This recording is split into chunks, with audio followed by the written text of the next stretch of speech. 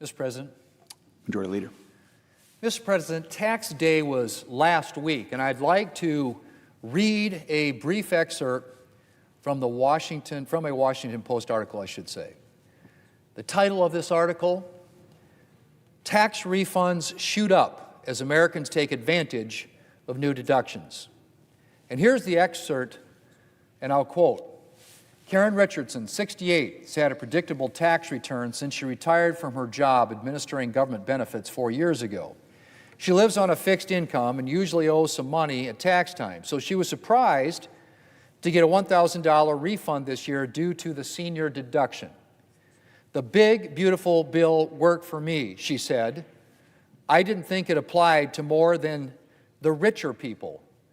I really didn't think it applied to me, end quote. Well, Mr. President, as Ms. Richardson and many other hardworking Americans have discovered, the big, beautiful bill, the working families' tax cuts, does indeed apply to them. It worked for them this tax season, and it will work for them in future tax seasons. Mr. President, in 2017, Republicans overhauled our outdated tax code so that it would work better for our economy and for American families alike.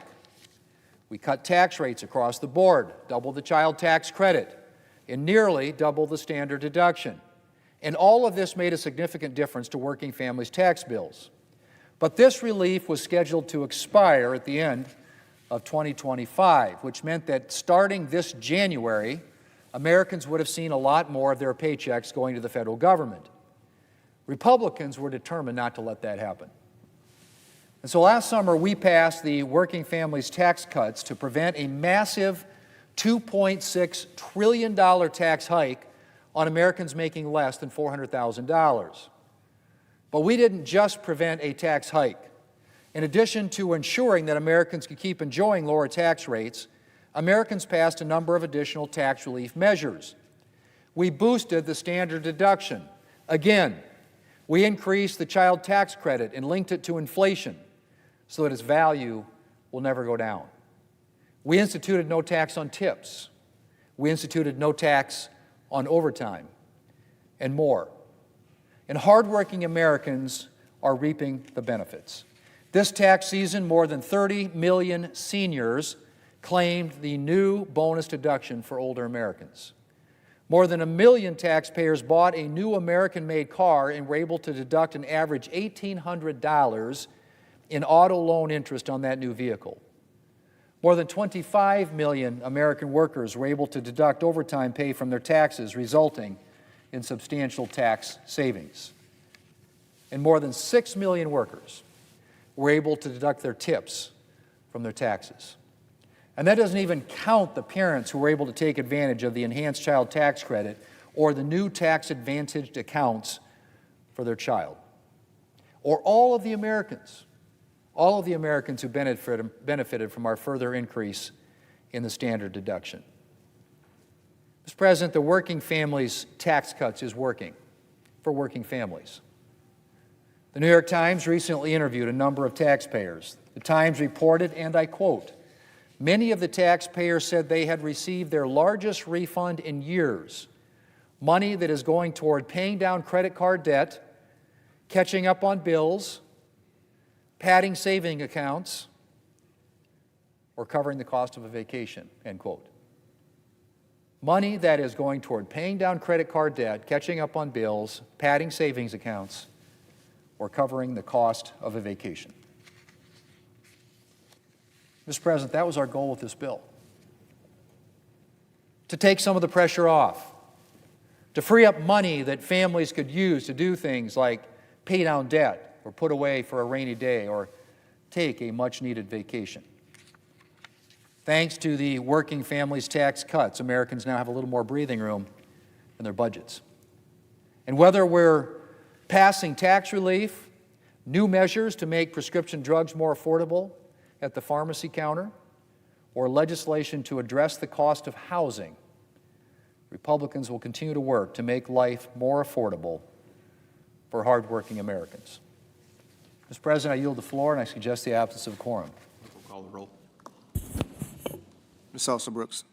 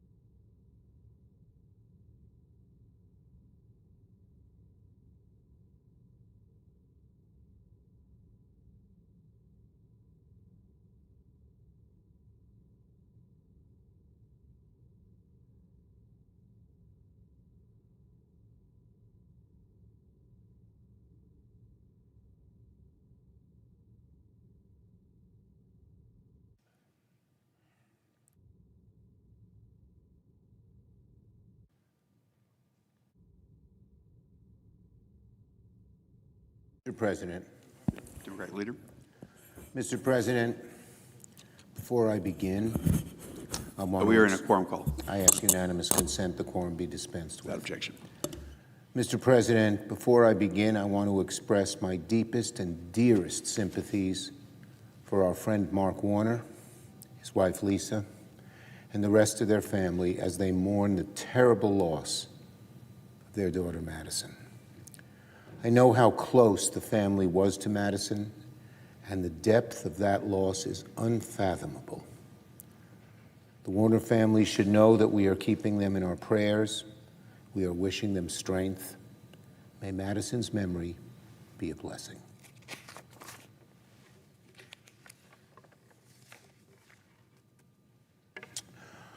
On Kash Patel. The American people expect competence from the President's cabinet, not the unmitigated and continuing chaos we see every day. Over the weekend, more damning reports about FBI Director Kash Patel's disorderly, drunken, and deranged behavior came to light. The Atlantic's reporting only confirmed what Senate Democrats have said from the start. Kash Patel is not simply unqualified. He's a grave risk to the rule of law and to American national security. I have called on Acting Attorney General Blanche to preserve all records, all communications, and other evidence regarding Kash Patel's dangerous behavior before the Trump administration tries to brush it under the rug. Again, we're calling on Acting Attorney General Blanche to preserve all records, communications, and other evidence regarding Kash Patel's dangerous behavior before the Trump administration tries to brush it under the rug. The Atlantic interviewed dozens of people who have observed Patel's erratic behavior, his excessive drinking. Apparently, Patel frequently misses key briefings and meetings because he's too hungover to attend. Patel's security detail often struggles to wake him up after his nights of partying, and once even had to ask for breaching equipment because Patel was unresponsive behind a locked door. All of this is made even worse by the reports of Kash Patel's constant jet-setting on the taxpayer's dime, his illegal crusade against Trump's political enemies, and his purge of countless counterintelligence officers who focused on Iran just days before Trump launched this reckless war. Americans deserve steady, sober leadership from their FBI director, and they're not getting it, it seems, in any way. Kash Patel's job is to protect the American people and our Constitution, not to party on the job. Patel must resign immediately. Every day he remains in office subjects America to serious and unnecessary risks. On Iran, Donald Trump continues to demonstrate that he has no plan to end his disastrous war of choice with Iran, and no idea just how badly the American people are hurting because of it. Companies and airlines are charging Americans in Iran war surcharge. Mortgage rates are climbing. Gas is still over $4 a gallon. Over the weekend, Trump's energy secretary said that gas prices won't be normal until 2027. If you don't believe Chris Wright, believe Donald Trump. Trump said gas prices will, quote, be around the same or maybe even a little higher, his quote, by November. His words, not mine. Just the other day, Trump said that $4 for a gallon of gas is not very high. That's what he said. And that everything's doing really well. Really, Mr. President. Spoken like a man who doesn't have to fill up his own tank. Try telling the American people, who will spend an average of $740 more this year on gas because of this war, that, quote, everything's doing really well. And unfortunately and sadly, there's no end in sight. The Strait of Hormuz remains closed. Iran fired on commercial ships over the weekend. The U.S. seized an Iranian vessel. According to Trump, J.D. Vance will be on his way to Pakistan soon, but it's unclear whether the Iranians will even agree to meet with him, let alone agree to open up the strait. 51 days into this war, and Donald Trump still does not have an objective, a strategy, an exit plan. The American people have questions. Congress must demand answers. Last week, Senate Republicans had their fourth opportunity to support our War Powers Resolution. And for the fourth time, Senate Republicans acquiesced to Donald Trump and gave this historic blunder their stamp of approval. Tomorrow, Senate Republicans will force a fifth vote on our War Powers Resolution. We will continue to force votes on our resolution every single week that Trump's war continues. The most important vote a senator can take is whether to go to war. Senate Republicans cannot sit on the sidelines while our service members are risking their lives on the front lines. I don't know how Trump's war will end, but I do know that Trump's war cannot end soon enough. On reconciliation, what does this majority choose to spend our time on instead? Any hour now, Republicans are expected to release a budget resolution that adds tens of billions of dollars to the national debt, pumps colossal sums into ICE and Border Patrol without any reforms at all, while doing absolutely nothing to lower costs for hardworking Americans. We need to pause and examine how we got to this moment. Because in a well-functioning Congress, the majority focuses on solving people's problems, not constantly cleaning up their own messes and shoveling tens of billions more into unaccountable rogue agencies. Remember last year in Donald Trump's big ugly betrayal, Republicans rammed through $75 billion for ICE and tens of billions more for Border Patrol with virtually no guardrails, minimal training standards, and no real idea of what they were unleashing? Well, that led to disaster, as could have been predicted. In January, federal immigration officers in Minneapolis murdered 2 American citizens in broad daylight, triggering a reckoning across the country. After the murders of Alex Preddy and Renee Good, the American people wanted change. Democrats told our Republican colleagues we needed to work together to rein in ICE and Border Patrol and prevent this kind of violence from happening again. We put forward common sense reforms modeled on guardrails law enforcement already follows in the states. No masked agents in unmarked vehicles, no bursting into people's homes without warrants, and body cameras for agents, all agents. But after weeks of back and forth, it became painfully obvious that Republicans were not serious about reform. Instead of listening to the people, Senate Republicans listened to Donald Trump and Stephen Miller. Even when Democrats offered to narrow the reforms to a small targeted set of proposals in exchange for funding, Republicans, afraid of Trump, afraid of Miller, said no. Leader Thune eventually brought a bill to the floor that would fund the rest of the Department of Homeland Security while leaving ICE and Border Patrol aside as negotiations on reforms continued. Democrats unanimously supported this bill.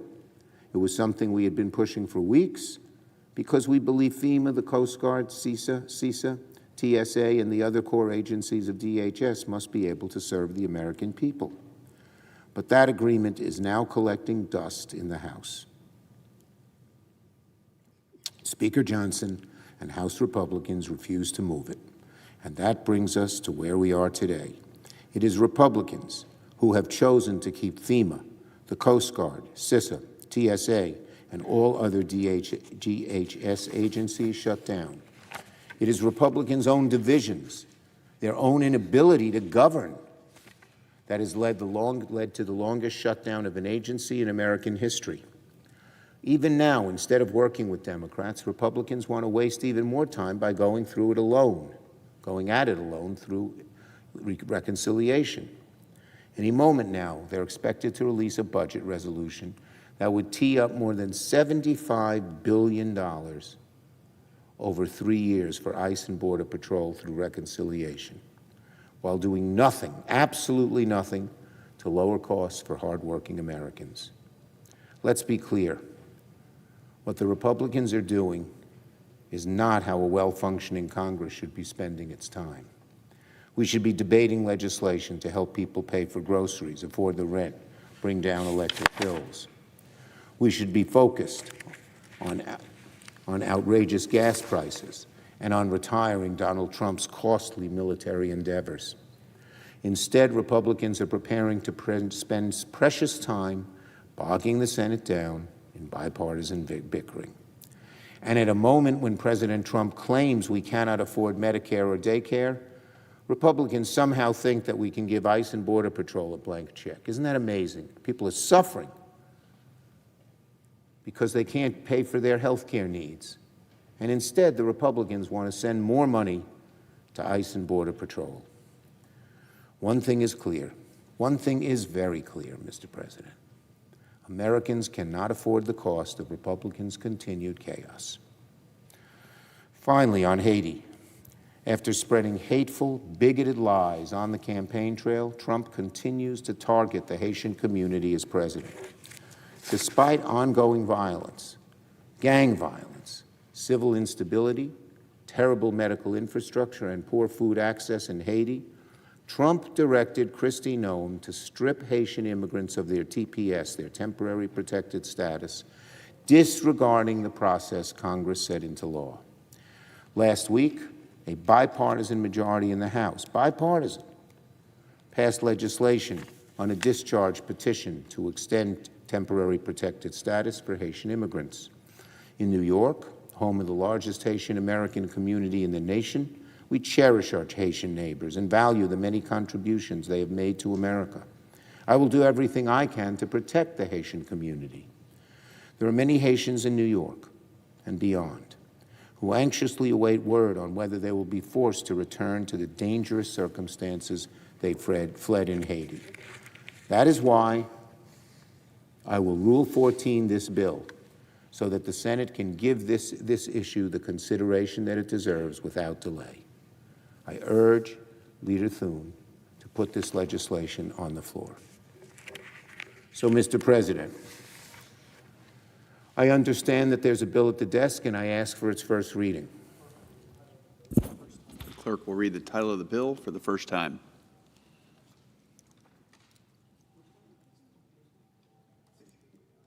H.R. 1689, an act to require the Secretary of Homeland Security to designate Haiti for temporary protected status. I now ask for a second reading, and in order to place the bill on the calendar under the provisions of Rule 14, I object to my own request. Objection is heard. The bill will be read for the second time on the next legislative day. I note the absence of a quorum. Clerk will call the roll. Ms. Alsop Brooks.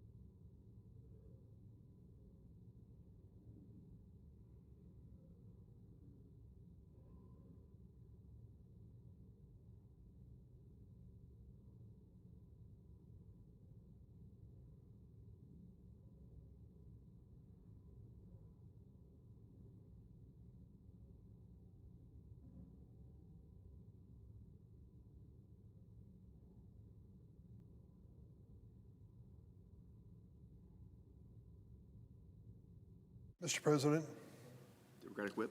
are we in a quorum call? We are. I ask consent the quorum call be suspended. Without objection. Thank you, Mr. President. Mr. President, when Kash Patel was confirmed as head of the FBI, I said that he had neither the experience, the judgment, nor the temperament for the job. 14 months later, Director Patel has confirmed my worst fears about his integrity and competency. Director Patel has spent his tenure at the FBI weaponizing the world's preeminent investigative agency to serve the political interests of one person, Donald Trump.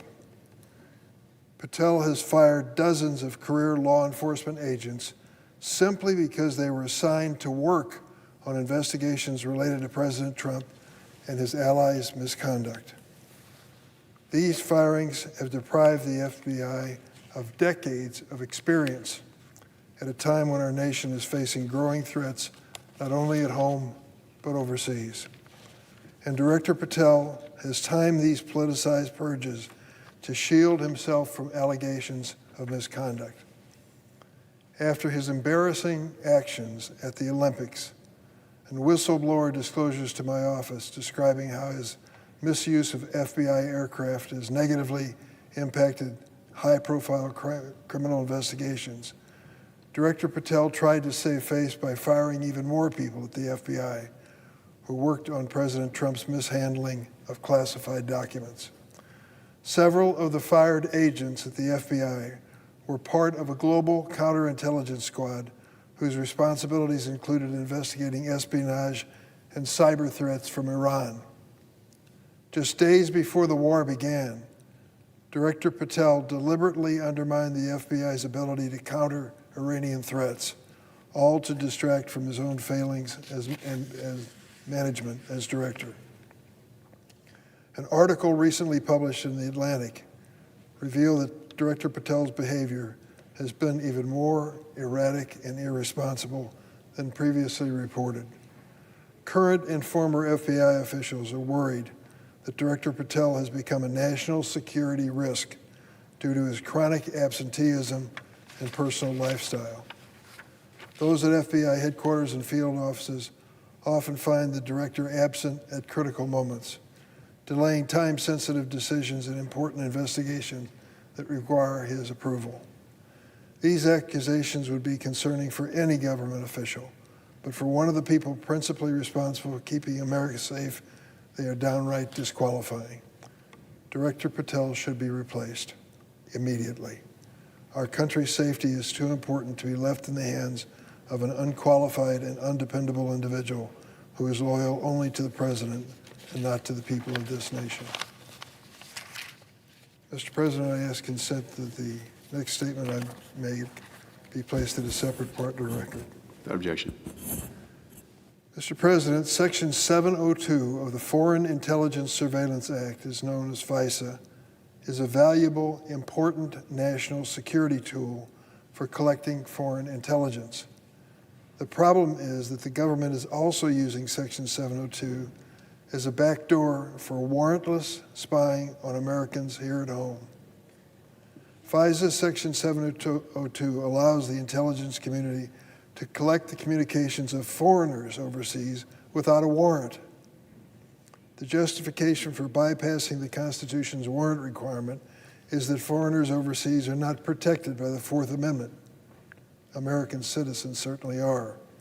But the government isn't just collecting the communications of foreigners, they are also collecting millions, if not billions, of communications of innocent Americans in touch with those foreigners as well. Our government then searches those private emails, phone calls, and text messages of Americans without a warrant. Congress has repeatedly failed to fix this end run around the Constitution's protection. Unsurprisingly, without court approval for such searches, the Independent Privacy and the Civil Liberties Oversight Board and the FISA Court have documented shocking abuses of Section 702 by our government. The intelligence community has used this authority to spy on American businesses, American religious leaders, political parties, campaign donors, journalists, and protesters across the political spectrum. And this was all before we had an administration which is expressly intent on targeting its political enemies. In April 2024, Congress enacted the Reforming Intelligence and Securing America Act, which reauthorized Section 702 for 2 years with reforms that were meant to rein in past abuses. However, these reforms failed to prohibit warrantless searches of Americans' communications collected under Section 702. In fact, warrantless searches of Americans increased in 2025, with the FBI alone conducting more than 7,000 warrantless searches on Americans last year. Just as troubling is the increase in so-called sensitive queries by the FBI under Kash Patel's leadership. These are warrantless searches of Section 702 data that target religious leaders or organizations, politicians or political organizations, or journalists. In 2025, the FBI conducted over 3 times as many sensitive queries as in 2024. These statistics are troubling enough, but with the Trump administration closing oversight offices, firing compliance staff, dismantling the Privacy and Civil Liberties Oversight Board, and failing to testify, the full scope of their abuses remains unknown. The administration is also keeping the latest FISA court ruling on Section 702 secret from the American people. The administration acknowledges that the court found, quote, deficiencies with how the government's conducting Section 702 searches, yet it hasn't released the court's opinion or the details of these deficiencies to the American people. Meanwhile, Politico reports that Stephen Miller, the architect of President Trump's immigration crackdown in Minneapolis and Chicago and beyond, is the White House chief advocate for extending Section 702. Miller reportedly views Section 702 as, quote, critical to a variety of homeland security missions, end of quote. Why does Stephen Miller view Section 702, a statute designed to collect foreign surveillance and intelligence, as critical to homeland security inside the United States? Well, in 2024, Congress quietly expanded Section 702 to allow it to be used for immigration vetting. How is the president exploiting this Section 702 to carry out the mass deportation campaign? We don't know because the administration refuses to testify about the use of this authority. Congress should not give Donald Trump, Stephen Miller, and Kash Patel unchecked power to spy on Americans. Last week, the House rightly rejected on a bipartisan basis attempts to renew Section 702 without safeguards. Congress instead enacted a 10-day extension so it could reach agreement on reform needed to protect our constitutional rights. As in the past, some may argue that that's not enough time to enact reform before Section 702 expires. But Section 702 surveillance operates under year-long certifications approved by the FISA court. Even if 702 were to expire today, the law makes it clear that surveillance may continue under the current certification until March of 2027. There is no emergency excusing Congress from getting this right. Congress should reform Section 702 to protect Americans' constitutional rights and prevent further abuses. Senator Mike Lee of Utah, conservative Republican, and I have proposed the bipartisan SAFE Act to do just that. Our bill includes a warrant requirement for conducting searches of U.S. personal communications collected under Section 702. This safeguard ensures that a judge, not the executive branch of government, approves the search. There are exceptions for emergencies and other legitimate security needs, ensuring that we can protect security and liberty at the same time.